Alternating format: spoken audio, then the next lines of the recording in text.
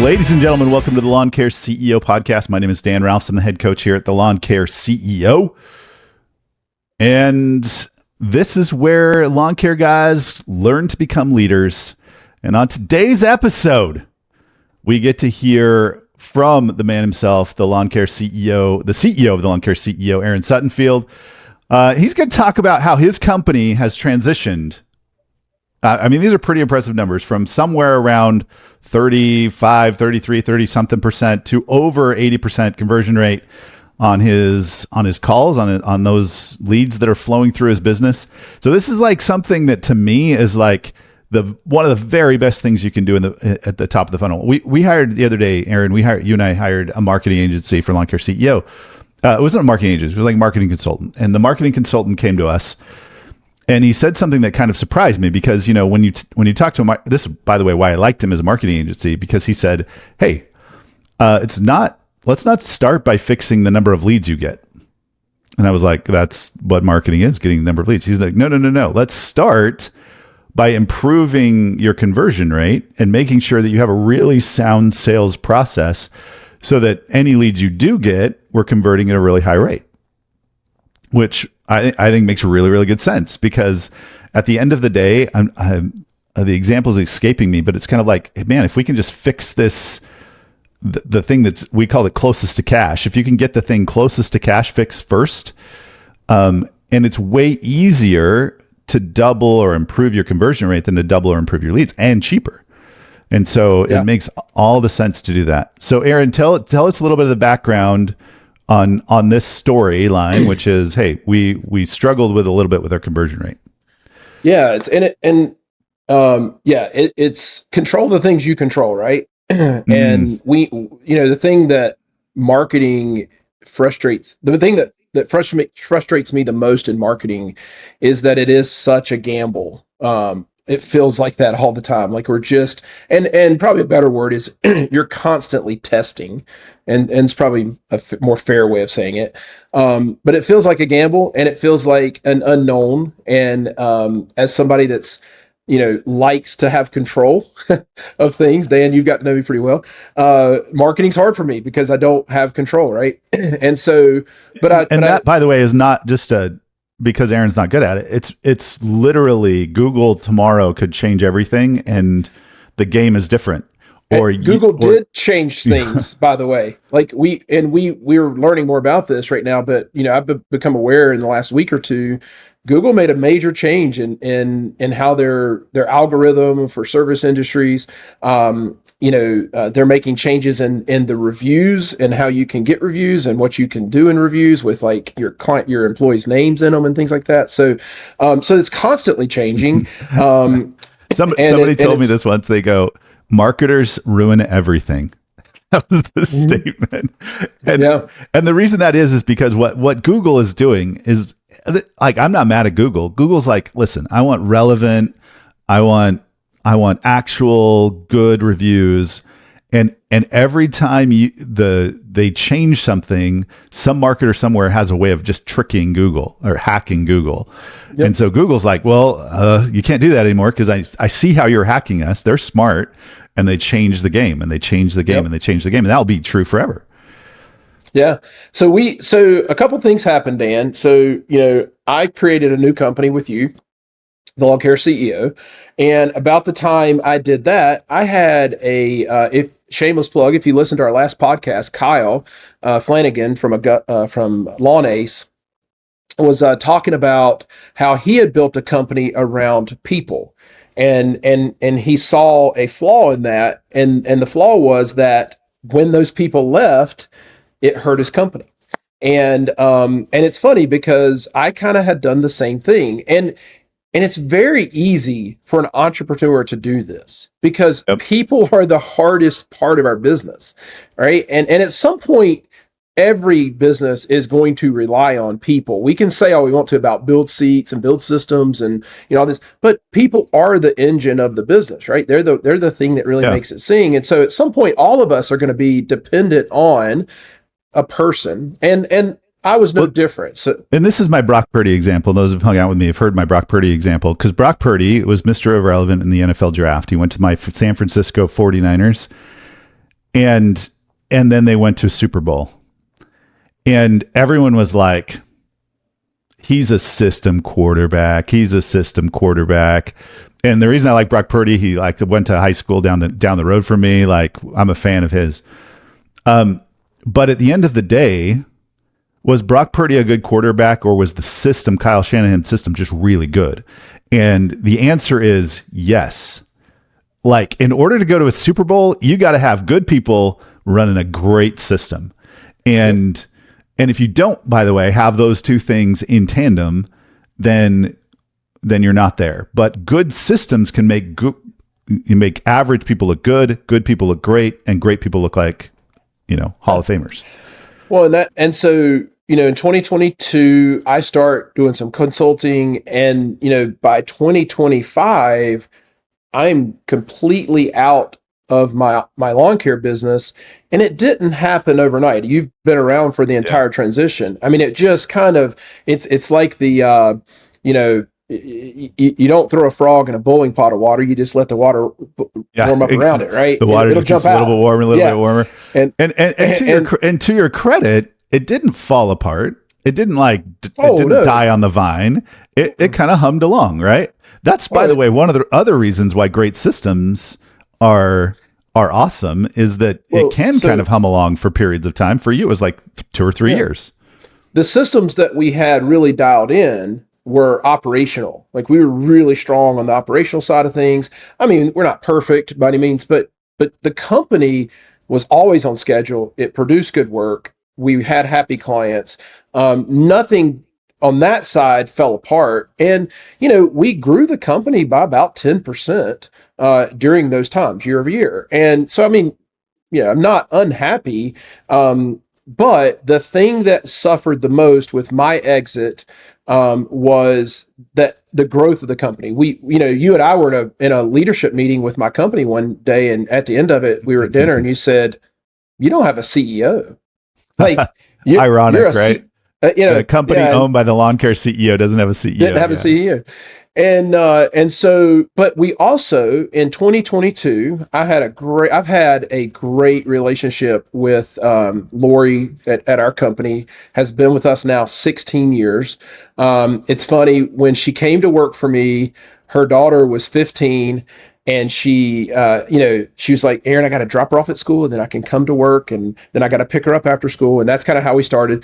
And now, her daughter has graduated high school, graduated college, married, has 2 kids, and this is how long she's been a part of our family. And now Lori came to me in 2022, and she said, "Hey, my daughter is expecting her first child, and I'm going to be a grandmother.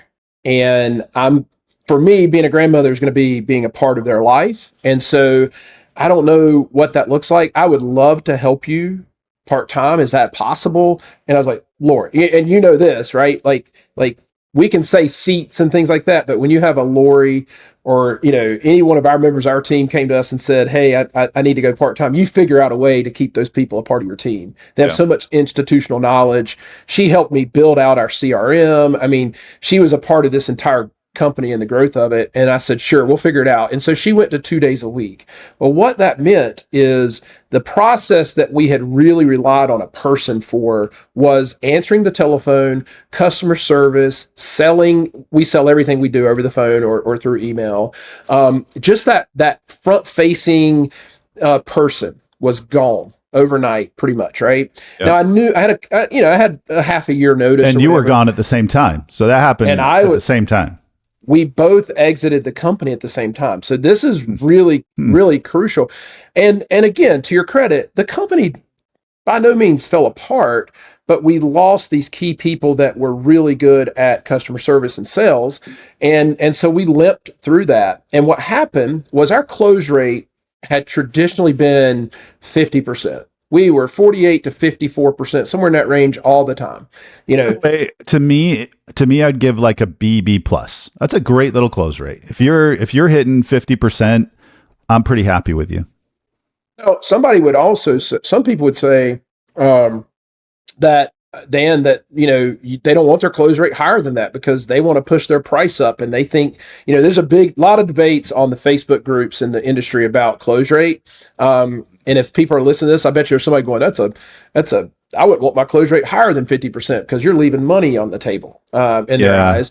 Yeah, I don't subscribe to that. Let's pause on that for a minute, because that is an interesting debate, and I probably have even said that, because it's true that the conversion rate gives you some sense of where your price point is in the market. Mm-hmm. It is how, like, if I'm in a little farmer's market and I have a lemonade stand and my lemonade's at $1 and nobody seems to be buying it, and I lower it to 50 cents. Well, hey, my price was too high. Or the reverse is true. If I at $1 and everybody's buying it and I raise it to $1.50, and now, the net is better, then I probably can raise my prices a little bit. But yeah, go ahead. I think so. I think you'll never hear me say raise your prices, like just a blanket statement, raise your prices. And by the way, I hear a lot of people that I respect a lot and I think are very smart say that, and I feel like it's a little irresponsible. First of all, let me just say this for our audience. If you go and raise your prices 10, 15% across the board, here's what's going to happen. Your best, highest margin clients are going to go, oh, wait a minute, that seems expensive. Let me get some quotes, and they're going to find someone cheaper. I guarantee you this is going to happen. Your cheapest, like your lowest margin client, is going to be like, oh, it's still a good deal, and they're going to keep you. And those in the middle are going to probably be somewhere in between. And so you've actually hurt yourself if you do that. If you're going to raise prices, I'm a fan of raising prices, but here's how we raise prices. We literally audit every client. Yep. Now we have 1,400 now. So we'll go through and we'll just one at a time, take our time, and we'll audit them. And here's how we'll audit them. We'll measure the property again, check the measurement, because that fuels the price. Make sure we didn't mismeasure, make sure we're correct. And then we'll compare it to the current price list. Okay. So let's say that I measure Miss Smith's lawn, measurement's right, and I look at her, she's been with me 10 years and she's $50 a visit from 10 years ago. And we just hadn't really creeped her up enough. And today she needs to be $65. I've got a decision to make, right? How aggressive am I going to be with her, right? And so we'll say, look, if we're within 10%, raise them 10%. If you're over 10%, you got to make a choice. Because if I go raise a great client, and Miss Smith's been with me 10 years, I'm still, and by the way, depends on the service. There's a lot of variables here that matter. This is why I hate the raise your price game, because I can't say that to you if I don't know your business. Let's say one thing for who hasn't listened to all of our podcasts, for that might be listening. So like at the end of the day, the way that we determine price, what our standard for price should be, what we should be charging for a service, is we connect it to how expensive it is to produce the service in the first place. That's the only measurement that matters. It's the only one. If for whatever reason you figured out a way to mow a 7,000 square foot lawn for $1.50, you should charge $3 and kill everyone else in the market. But if it costs you $50 to mow a 7,000 square foot lawn, you shouldn't charge $42. Okay, regardless of what the competitors are doing. And so at the end of the day, like, it's how much it costs to get one to determine whether or not what your price point should be. So if my kids go to the market and they can, now it doesn't mean we shouldn't push the limit on the top side, but it's going to diminish or lose our competitive advantage if we are cheaper in the production. And let's talk about what that number should be. Like, it's pretty easy. If you're spending, and I don't care, and go back a year ago and watch the podcast on Greg Crabtree. I think he nailed this.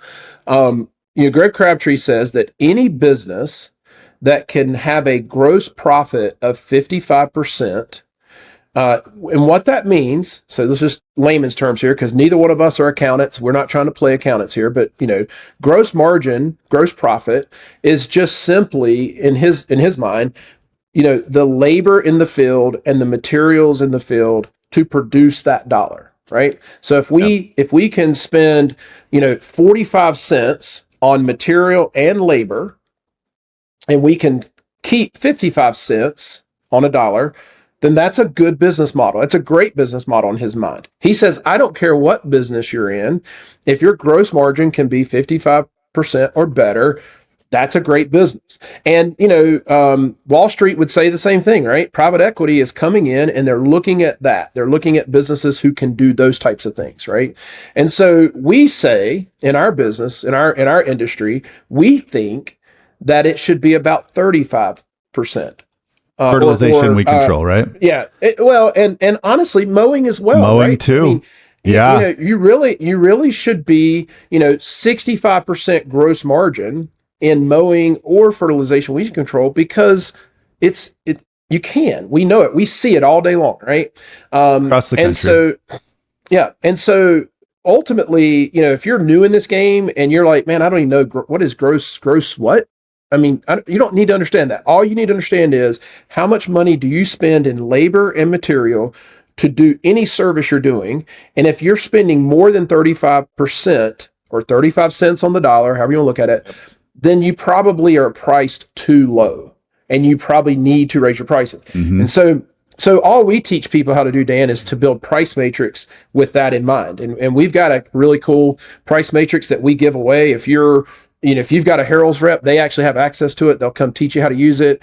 Heck, send us an email, say, I want the pricing matrix. We'll give it to you for free. Info at lawncareceo.com, right? Yeah. And just say, I want the pricing matrix.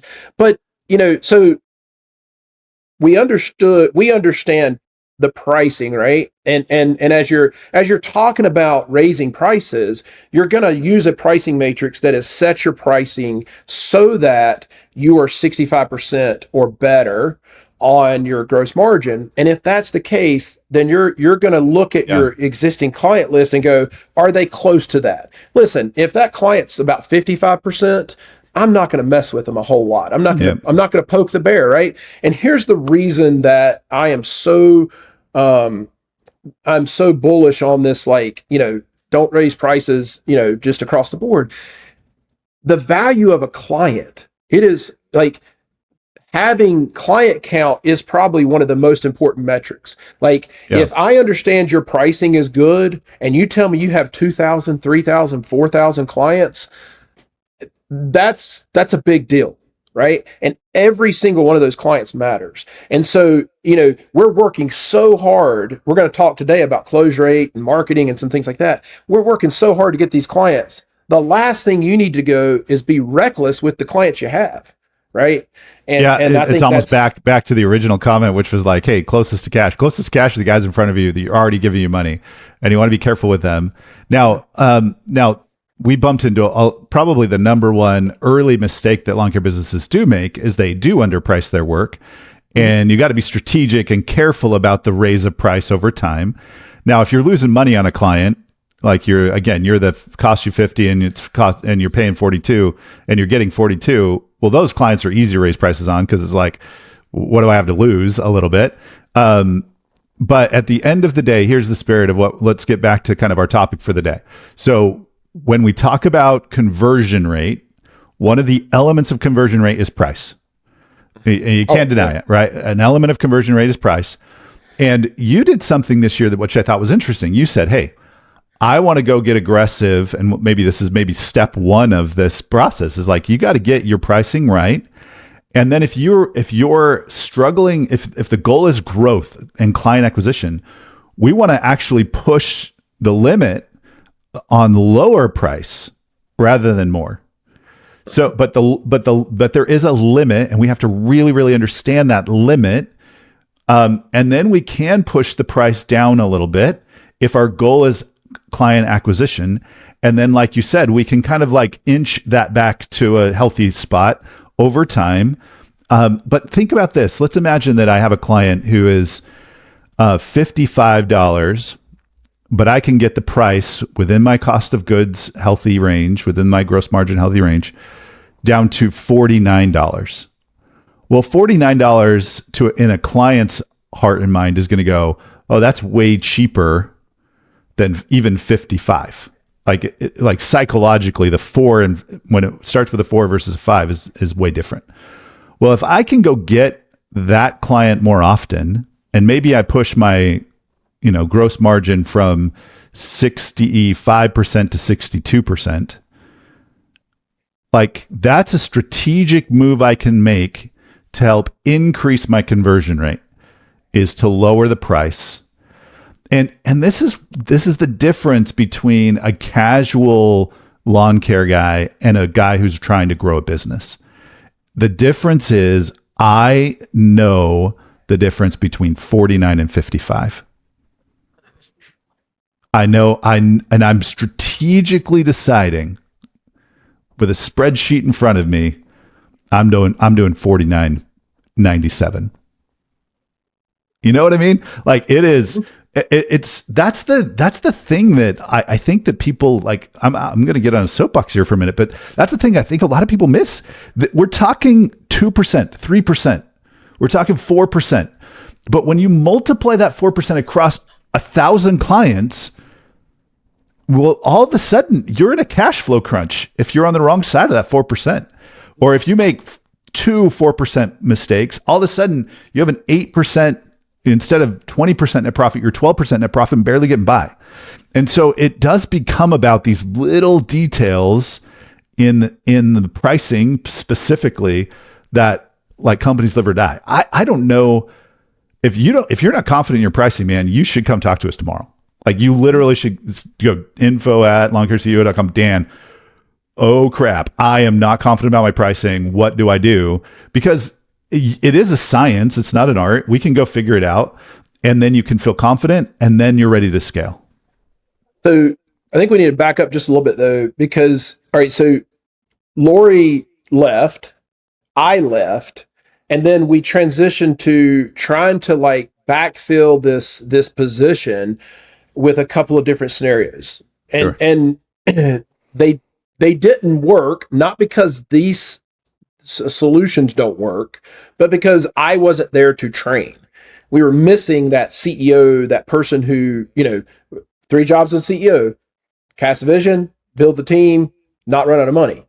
And I didn't have time to build the team properly because I was building a team at the Lawn Care CEO. In the same period, we've added 9 employees at the Lawn Care CEO, Dan. I mean, like, I am building a team over here as well. And you, as I am, you're doing a great job with that as well. So the point being that this transition. The other thing that I think is important, before I would go and try to scale, when you and I first started working together, we started kind of coming up with this idea. And I think it's very important to remind people this. I want to scale RDS Lawn Care because I can produce $1 for almost 70 cents. I mean, for almost 30 cents on the dollar. So I have almost a 70% gross margin. Okay.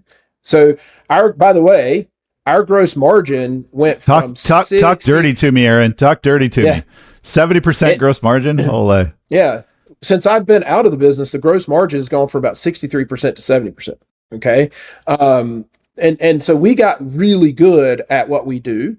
And then also, our team, the people who do the work, are really happy and paid well and get health care, and they've become career-minded jobs. We've also implemented some equipment that has reduced the walking. Our guys used to walk 24,000 steps a day. They're now below 10,000 steps a day because of this equipment. I've got technicians that I used to have to hire, 20-year-olds, and early 30s would be the cap. I now have a 42-year-old technician who is thriving in the job. So all these things, all these fundamental things in business matter before I go try to scale to the moon. Right? If I go take a rocket to the launch pad that doesn't have a good team, that doesn't have a good gross margin, that doesn't have, happy clients, those things aren't figured out, and we go put rocket fuel in that and we light it, everybody gets hurt. Well, and consequently, if you do have a rocket that's built that way, and then it's going to start growing. It just kind of has a natural result. And so instead of a race to a bunch of new clients, it should be a race to building a really great business. It's a race to build great foundation, right? Mm-hmm. People. And the foundational piece that was missing was we really didn't have a good office system and process. And so and the people. We didn't have the right people in the seats. And so we fumbled through that. We're big fans of the VA, Philippine VA. We help people find those. I did that. I went that route. Let me tell you, don't hire a VA if you're not prepared to train. The VA can't train themselves. Sure. And because I was not there, by the way, I didn't hire someone saying, well, I'm not going to train them. We hired someone and I got really busy and I couldn't train them. And so that didn't work well. That person or position didn't work well for us because we didn't train them. We set them up to fail. I tried a call center. Like call center would flip calls to, a salesperson. Also during this time, my father, who was retired, had been sitting in the sales seat, and that position, he was ready to fully retire. And so there's just a lot of transition. Right. And your dad was selling. I remember that. Yeah. That's great. Yeah. So you had everybody leave, basically everybody leave. I show up, everybody leaves. Yeah. Yeah. And so, here's the transition we made. So in September, we said, okay, we need to get a CEO, right? Like you can't have a business that's, we'll do 1.5 million this year in fertilization weed control. And you can't run a business like that without a leader. And I wasn't able to be the leader anymore. And so in September, my wife left her assistant principal job in Gaston County Schools, and came to join RDS Lawn Care to lead. Lori has been a part of our team. She works Mondays and Wednesdays, and occasionally she'll do a Friday. And so that position was there. And then my son had joined the team, 2 years ago. After high school, he decided he wanted to learn entrepreneurship, be a part of our company. And so he had been kind of floating in the business, learning the game, right? We took it slow with him, let him kind of learn the game. And so, we realized, about last June, I think Wyatt, my son, would really be great at sales. And actually he came to me and said, Dad, I'd like to sit in that seat if I could. And so we started testing that, and we realized that, that was a great move. Now that was part of half the battle, right? You got to have a team, you got to have people in place. So then the work began. We then dug in and said, our sales process kind of is antiquated. We've kind of been doing the same thing since 2012, like the same forms, the same, and it had worked. And honestly, if you're a business owner, you got like, I don't know, 200 things on your list to do. And you're just like every day, Dan, you're living in this now, right? It's like, and which 15, one do I do? 15 extra minutes to do them on a Sunday morning. Yeah. It's busy. And so, if something's not broken in business, it's really easy to say, I'm just not going to dig into that. Let's just let it keep doing its thing. And that's kind of what we had done with ourselves. But your conversion rate started to slide. It started to be broken, right? Where it's like, hey, we're at 33, 34% in a particular month. And it just didn't make sense. And another thing happened too, back to this pricing thing, Dan. Like, I think there's a lot of, by the way, guys, in business, it's never one thing that wins. It's never one thing that makes us lose. Fair? Right? Like, it's not just like, oh, that happened, let me just stop doing that. It's a combination of things that probably in my head, I'm like, I'm pretty sure I'm definitely confident that it's not one thing that makes you win. I know that's not true. I'm like, there are a few things, the things that could make you lose. There's some outliers for sure. There are a few of those. But for the most part, when you're diagnosing a problem, it might be, again, 3% here, 4% there, 10% there. And if we fix all of those things, then we get these big results. So what happened is we had people that changed, right? So we took this really solid Lori who answered every call and had conversations with people. She has a great Southern accent. We're in Charlotte, North Carolina. She's got a great little Southern accent, and so people that called in just felt like she sounds like she should be on a cooking show where I'm making cinnamon rolls. Right. Yeah. So it was, and then we switched to, a call center first, which really was the worst. Like it was really painful. And I love the idea, and I love some of the people that are trying to figure out the call center thing.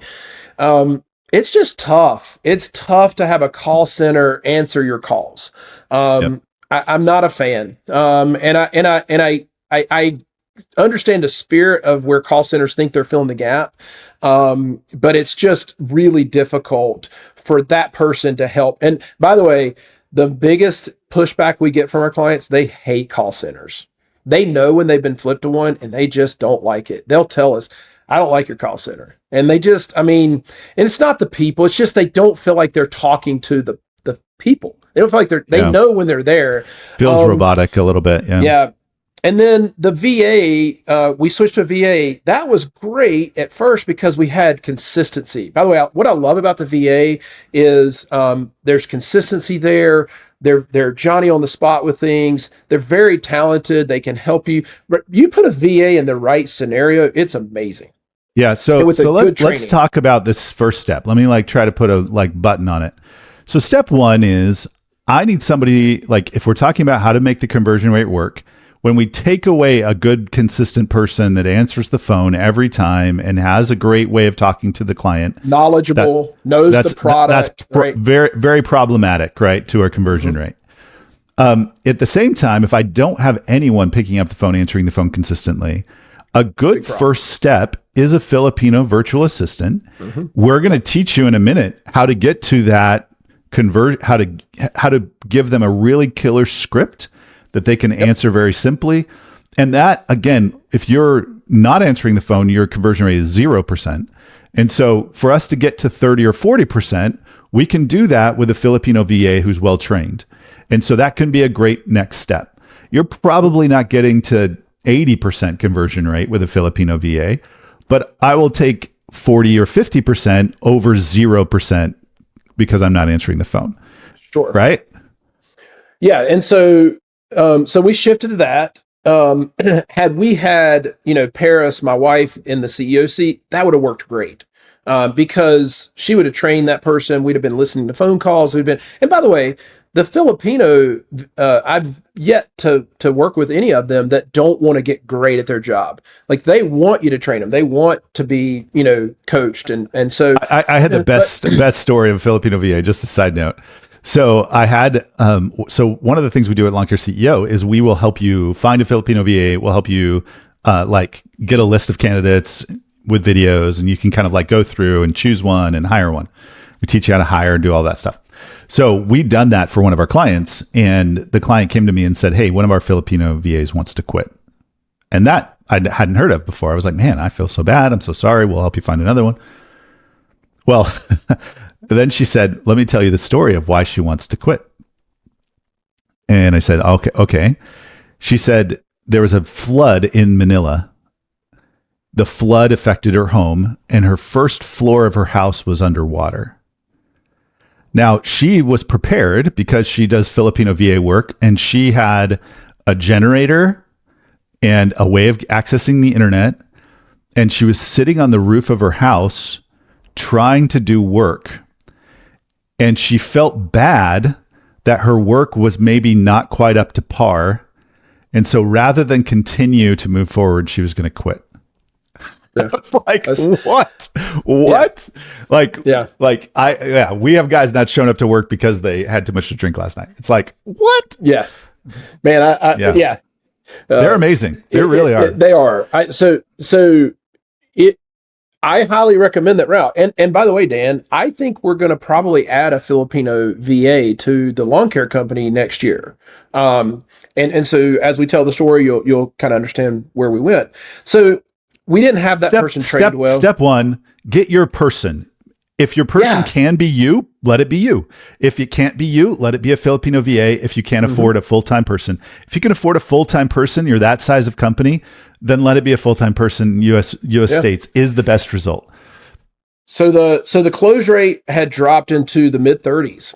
And it was crazy. Now, also, the reason I said it's not one thing, the thing that probably impacted this a lot was we lost Lori and that consistency, and my dad who would sell, and that team went away, and replacing that team was difficult. Okay. So that hurt the close rate. But at the same time, we went from, when Lori was jamming and selling, we had a 6-round program.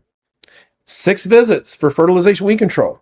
Well, in the midst of like from 2020 to 2023, a couple things happened, right? Well, from 2018, we started doing this in 2013, but like, let's just go 2018 to 2024 timeframe. Okay. In that timeframe, we went from a 6-round program to as your lowest program. It was we had a 6-round program and we upsold services. Okay. Yep. And so, for example, like we're fescue turf predominantly in our market, and we do these fungicide treatments. And so we would treat the yard 6 times a year for the basic plan. That was the fertilization weed control. And then we would upsell these 4 additional visits, right? So that's 10 visits a year to do the fungicides that the yards needed. And so the elite program would have been like 10 visits, and it would have had all the fertility weed control and the fungicides, right? But we'd have to upsell that. Okay. Also, we would upsell like aeration seeding in the fall. It's a big deal for us here. We do a lot with that. So, but Lori would lead with this one program, 6 rounds, and close rate was great on that. High 40s, low 50s, great job. All right. COVID hits. And around that time, we realized, 6 visits isn't great for a full-time job. We want to transition to FERT only. And we're like, it's going to be difficult to take 6 visits and create, a full-time year-long job. And we also found that we were missing 6 visits. We had breaks in our weed control. So we're going back to people's yards for free and taking care of weeds. And we just didn't have enough visits to control the weeds. And so we decided, let's go to 8 rounds. And 8 rounds is much better schedule. It controls the weeds better. It spaces out, the jobs for our team, gives it a little bit longer duration for the year, keeps them a full-time job longer. And then also during COVID, the prices of our products went through the roof. So everybody starts raising prices, right? Back to our price talk. And we did too. You had to raise prices. It was crazy. The price of nitrogen went through the roof. And it just jumped. Fertilizer went from $16 a bag to $25 a bag. It was just crazy, right? And we just couldn't adjust fast enough. So what's happening during all this is I, as a business, am going, we need to do more for our team. We need more visits for our team. Because we talk about the 3-legged stool, right? It's got to be good for the client. It's got to be good for your employees. It's got to be good for the business. And it wasn't good for our team because they need to work full time. And by the way, you might be sitting here going, well, that's not really good for your client. Yeah, it is good for my client. If I hire better people that show up to their house in a roundabout way, that is good for my client. And so we got to balance. And we're taking better care of their lawn with more rounds, more visits, right? It's not like we're just charging them money, not doing anything.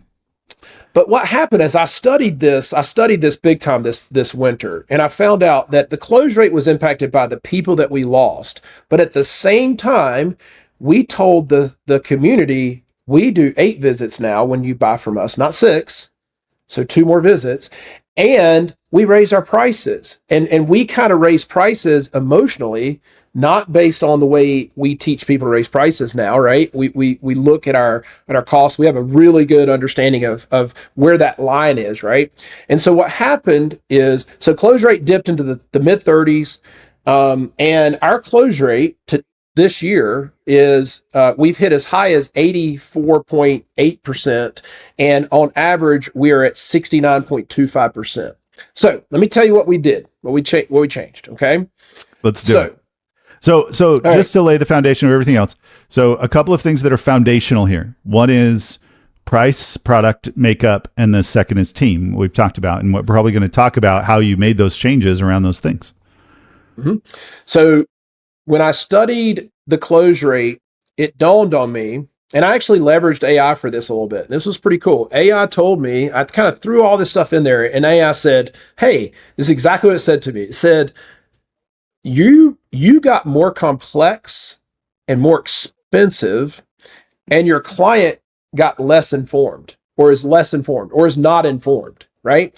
And so all I told my client, or the leads that were calling me, hey, we're expensive, and we have this 8-round program. By the way, the national companies didn't change their programs. They're still offering a 6-round program. Right. And so, the reason the close rate probably dropped as much as anything is we changed how we sold it. Lori's great. And if I can have Lori on the front lines, I want Lori on the front lines. But if I gave Lori 8 rounds and more expensive pricing, her close rate would have dropped as well. Okay. And so, here's what we changed. We said, okay, we are going to offer 3 programs. We were just offering, this one program at the time. We're going to offer 3 programs. We're going to have an elite program, and it's going to be the 10-round program that I described earlier with all the fungicides in it. Also, people in my market upcharge fungicides. So like, let's say, I'm charging $100 per visit for a regular visit. They'll charge $150 for the fungicide visit. So now my client is seeing, an extra $50, and they don't know what fungicides are. They don't care what fungicides are. All they know is you charge me $50 more. The other thing is that, people who try to upsell these things, this is why I'm not a big fan of the upsell add-on, is the client doesn't give you time to educate them, and they don't care, and they're never going to care. And if you think they care, you're kidding yourself. That's 100%. They don't care. And the guys who care, you don't want as clients. Oh yeah, I don't want that guy. And so I get that, and by the way, at the same time, Dan, the cost of fungicides have reduced significantly to where they're more in line with a regular visit anyways. So what we said is, we're going to make this really easy. We're no longer going to sign you up. By the way, only 35% of our clients would take the fungicide package. Like, I'll give you the example of the upsell. I'll give you the example of the upsell that makes really good sense to me. And you probably had this experience before too. I go to the dentist, they do a bunch of work and charge me a bunch of money. They literally poke and prod me, and I don't enjoy it at all. And then they say, would you like fluoride? It's an extra $40. Guess what, dude? I had no idea how much I was spending when I walked in. Like, I had no idea. And so if you would have just said, and we do the fluoride for free, like, I would be like, man, this place does fluoride for free. No, they don't. They charge me $40 in the bill, but they just blend it in there. But I would think my dentist just does fluoride for free. I'm not educated enough about dentistry to know the difference. And what I really want is, I want you to take really good care of my teeth and then send me the bill. That's what I want. Yep. Now, I know that some of your clients are going to be price conscious, and that's why you have 3 programs, right? Is because there are some people that are like, I can't afford the fluoride. Yeah, this is important though, because when we were trying to upsell, we were pretty good at it. We got about 35% of our clients to take the upsell. We needed a large percentage of them to get this, because we lose grass in the summer months because of fungus, and our yards look bad, right? And what would happen is, the ones who would take it would start questioning us when we started coming to do it, because the treatment was more expensive. They don't remember signing up for it, and they would stop halfway through the summer. A percentage of them would say, I don't want to do that anymore. Just do the regular stuff.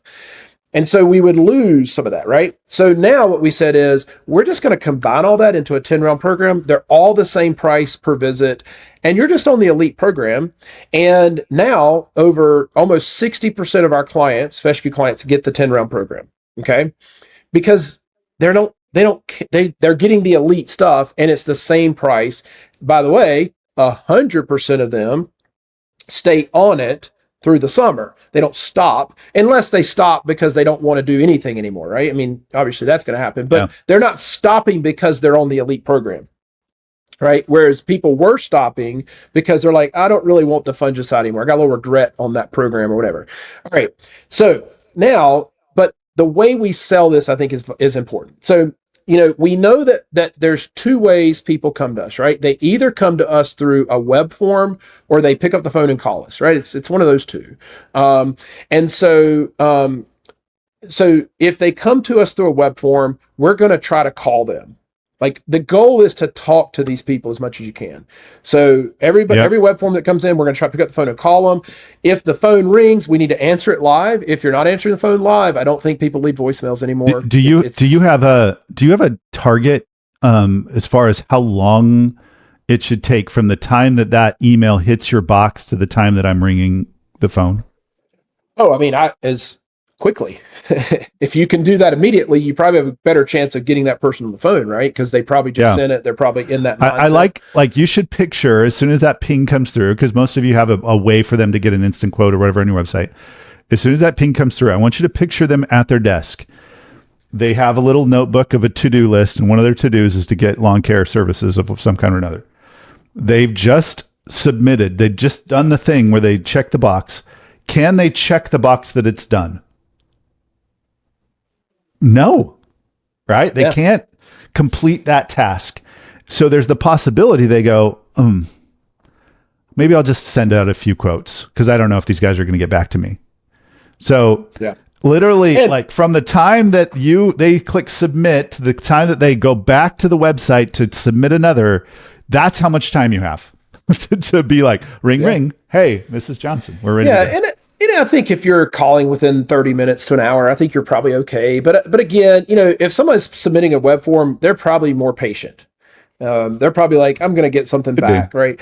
Now, our rule is we try to call them, and I'll go into the whole web form. But for the record, if I have a salesperson or a VA, I'm telling them that story I just told quick. And saying, you have 3 seconds, man, go. The quicker, the better, always in this game, the sales game. Now, if they call our office and the phone rings, we're going to answer that live, and we are prepared to sell them at that point. Okay. And so that's going to look something like this. Client calls in the office, phone rings, we answer it. It's Miss Smith. So let's do a call. Smith? I'll be Miss Smith. Hello. Mrs. Doubtfire. This is your Mrs. Doubtfire. I won't do so that. Maybe it could be Mr. Thompson. So I won't offend all the women in the audience. Ring. Ring. Yeah. RDS Lawn Care, how can I help you? I won't do it. I'm calling because I think I need to get my yard treated. Yeah. Thanks for calling. What type of grass do you have? I don't know. The green kind, I think. Okay, cool. I'm going to pull up your property and measure it. Give me your address. You give me your address. I'm going to measure the property while Dan's, while I'm talking to Dan on the phone, I'm going to measure the property, right? And we're going to look at that measurement. And typically, Dan, our team can tell what type of grass a neighborhood has by looking at the aerial. We can pretty much tell, not always, but we can kind of get that. So I'll say, Dan, it looks like your home is about 7,000 square feet of fescue turf. And I want to tell you a little bit about how we're going to treat that. So I recommend by the way, Dan, do you have an irrigation system? I do. Mm-hmm. Okay. Yeah, I put it in last summer. Awesome. Yeah. Great. All right. So cool. So thing that we know in our market, in Charlotte, North Carolina, fescue turf is susceptible to fungus.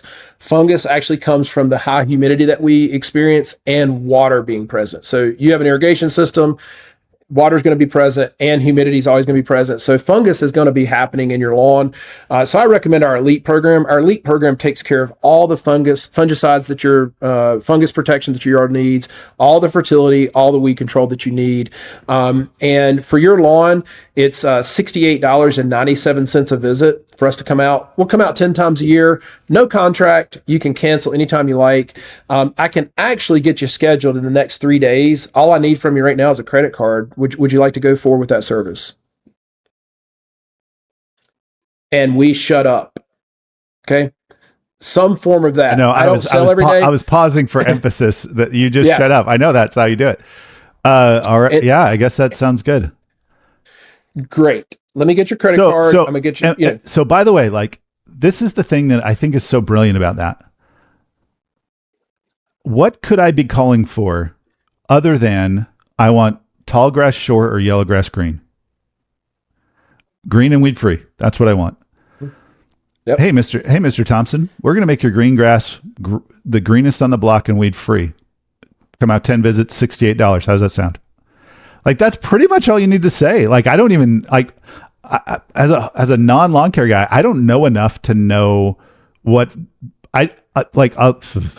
I don't even know if I dare admit this, but I didn't know what the grass ever got fungus.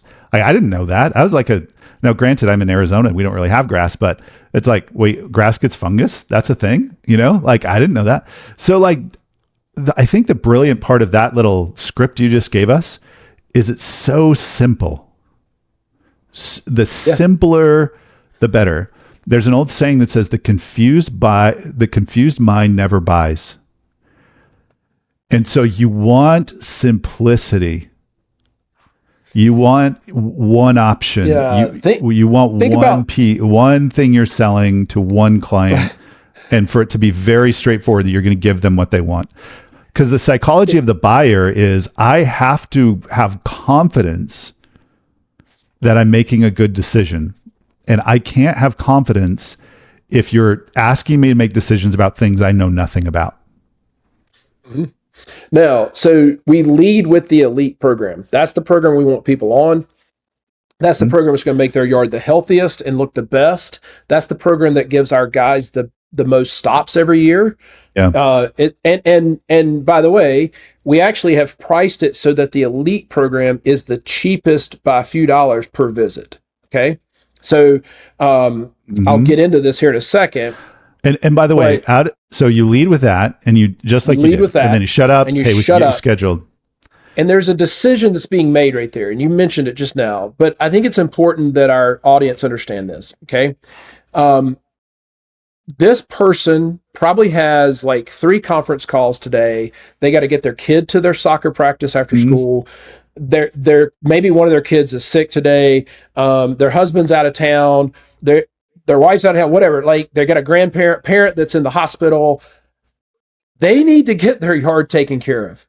They do not have time to go do this 10 different times. They don't want to do it 10 other times.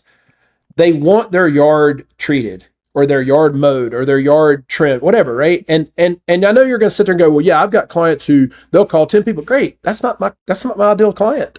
Tall grass short, yellow grass green. Yeah. And so they're making a decision at that point. Like you said, Dan, like $68.97 sounds pretty reasonable. I can check this off my list and go on to the next thing.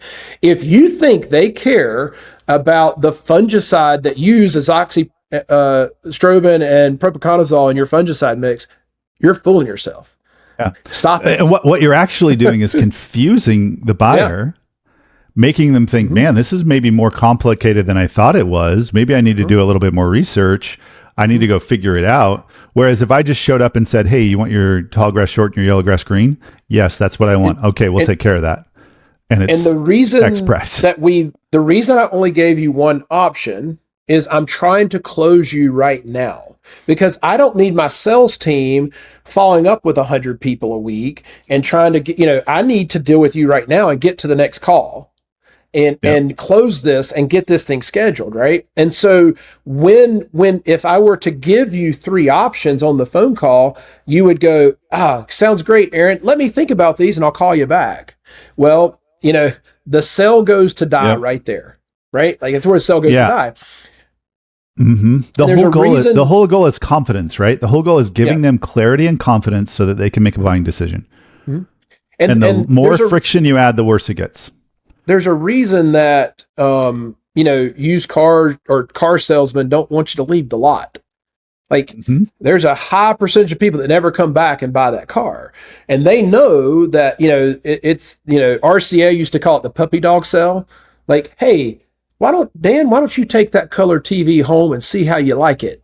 Yeah, you put it in this is in the 60s, 50s when you could probably, do that with honest people, but that TV never came back, right? Once you take the dog home to the kids, you don't take it back to the, wherever you get the dogs from. I don't know. Unless you're a monster. Yeah. So it's the puppy dog, and they know that, right? That's why car salesmen don't want you leaving the lot. Like, what do we need to do, Dan, to get you in this car today, right? Yep. Now, I'm not over here being pushy car salesman guy. I don't really like that, but you did call me for something. I'm giving you a price, and I need to get your yard treated for you because you obviously need your yard treated or you wouldn't have called me. And so I'm giving you what you need and what you want. So for our audience, next time you have a sales call, I want you just to test it. Just test it. If you sell a simple service and you know that the result, 99% of the people want the same result, green and weed free, tall grass short, clean and edged, just say those words. When I come to the dentist, I don't want the dentist saying, so how do you want me to take care of your teeth today? No, right. You're the dentist. You should know how to take care of my teeth. That's why I'm hiring you. So what I want you to do is do the dentist thing and make my teeth really great. Mm-hmm. I don't know what the dentist thing is, but I want my teeth white and cavity free. Can we make that happen and stay in my mouth for a long time? Can we do that? And so I might. Oh, by the way, also, could you talk to me while you're in my mouth and I can't talk back to you? Yes. Oh man, dentists are my least favorite thing. But at the end of the day, right? Like that's like we can make it that simple. And I think the fear that bubbles up is a fear that somehow I'm going to lose the sale. And so because we're so afraid of losing the sale, there's this in the movie Hitch with Will Smith. There's this beautiful scene, and Hitch is this ladies' man, but originally he's not a ladies' man. He's this nerdy kid who has a girlfriend. He just is overly possessive of her, and he finds this girlfriend with another guy. And he's knocking on the window. He's like, "What are you doing? Why are you doing this? Like, what did I do to lose you?" Right? Because he was just smothering her. And the guy who's making out with his girlfriend is like, "Dude, you're doing it right now. You're doing it right now." And basically the message is this: sometimes we are so concerned about losing the sale that we smother it. We kill it. And so like, just to understand any simple services, we're not talking projects necessarily, simple services, something I can sell over the phone. It is not a complex sale. It is so simple. And that's probably, so we have to summarize because I got to get to a call. So summarizing, here are three things. Let me, hold on real quick. We're missing the whole point. Like if they don't close. Okay. Yeah. Finish. Then we sell down to the other program. So if Dan didn't take the elite program, then I say, help. And Dan says, I need to think about this. I got to talk to my spouse about this, whatever. I'll say, well, Dan, let me make you aware. I've got two other programs. I've got a basic program. It doesn't handle the disease control. We just take that off. We come 8 times. It's $71.97 a visit. It's a little bit, about $3 more a visit. It does all your weed control, all of your fertilization, and we do free callbacks in both of these programs. So your yard's going to be taken care of at a high level. And then I've got this little starter program. It's 6 visits. It competes with a lot of the national companies. Be honest with you, it's just a real foundational program. We don't do free callbacks in that one. And, it's actually $72.97 a visit. It's a little bit more. Here's the thing. I'm going to send all these to you, Dan. What I want you to do, review them and decide which one best fits your needs and budget and get back to us. Now, here's the thing. I said that I get to talk to about 50% of the people. So I get to do what we just described 50% of the time. The other 50% don't want to talk to me. We don't ever get to talk to them. And so we email them 3 options because I don't know who they are, what their needs are, what they want. Yep. And the reason our close rate has gone up is there are people, and you might be saying, well, you know what? I don't want those 6-round people. And you know what? We don't either. But we've put them in a classification that tells them we're not going to treat you the same. We're not coming back. We're not going to promise you the moon on this program.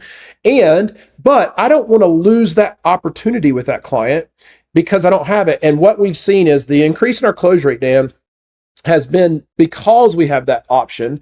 We're getting people on that. Now, it's not a large percentage. The majority of people are signing up for the 10 round, which is great. Like 60%, something like that? Yeah, 60% of our fescue clients get the 10 round now. Remember, that's up from 35%. So that's a huge difference. So we got better lawns, healthier lawns, greener lawns, more visits, happier clients, right? Now, those people that are on the 6th round, our close rate, I think would have been closer to 50, low 50% if we didn't offer the 6th round, which would be fine. but we're at 60, almost 70% because we've added those people and we're massaging those people up to the 8 round. If I didn't have that program, I would not have a relationship with those people. And by the way, they're paying me to have a relationship with them. Like, I'm not losing money on these people. Like, it's a good client. And listen, if they're happy, we're happy. If they're unhappy, they'll tell us and we'll say, oh, remember when you signed up, you took the cheaper program. You really ought to do the 8 round. But if I don't sign you up, I don't ever get to have that conversation. And so here's the deal. At the end of the day, Dan, I've got a company that has a 68% gross margin last year. I have 1,400 clients. I've hired a CEO and invested in, building a team. I want 5,000 clients. I'm not going to get 5,000 clients, Dan, if I'm the most expensive and I have this limited program and I only talk to a small segment of the community. I'm going to have a nice little small profitable business, but I'm not going to scale a business. And so if you have dreams of scaling a business, you have to adopt something like, or some mindset like what we're talking about here, where I am talking to all the people and I'm working with all the people to move them through my company. And that's what I think we've learned here through this, right? We talk about lessons learned. The lesson I've learned through this whole process is you got to have a great team, right? You've got to have a great product. You've got to have a great sales team and field team, right? Not just, when I said team, I'm talking about both. I've got to have a company we're scaling. So I got to have something that produces and is profitable. And then I better have a really good sales process that talks to as many people in the audience as possible, right? Because if they're calling you to get a quote, they want their yard treated. I mean, they dream of having their yard treated. I don't know, maybe they don't know if they can afford it or not. But so we should be able to and listen, here's the interesting thing, Dan. We know as a company scales. So let me tell you this real quick. The value of my company, if I go from 1,400 clients to 2,500 clients, the value of my company goes up $4 million. That's truth. Okay. The value of my company with 1,000 clients of growth at the scale we're at right now, the value of my company goes up significantly. Yeah. So now when you think about that, now I can't lose any clients. I'm protecting, these are gold, right? Client count matters a lot at scale. By the way, client count matters a lot if you got 100 and you're trying to get 500. Client count always matters. Yes. And if you're not client count at the expense of profitability, but sure. Client count matters for sure. And that's why this conversion rate matters so much. We're super stoked for RDS. For figuring this out, for Wyatt. Shout out to Wyatt if he ever listens to this, for leading out on that, because that was kind of his invention, right? It was like, hey man, I'm just going to make it easier and simpler, and somehow that had a little magic in it. Ladies and gentlemen, thank you for listening to the Lawn Care CEO podcast. Again, we love our tens of listeners. Go do more good. Thanks, guys.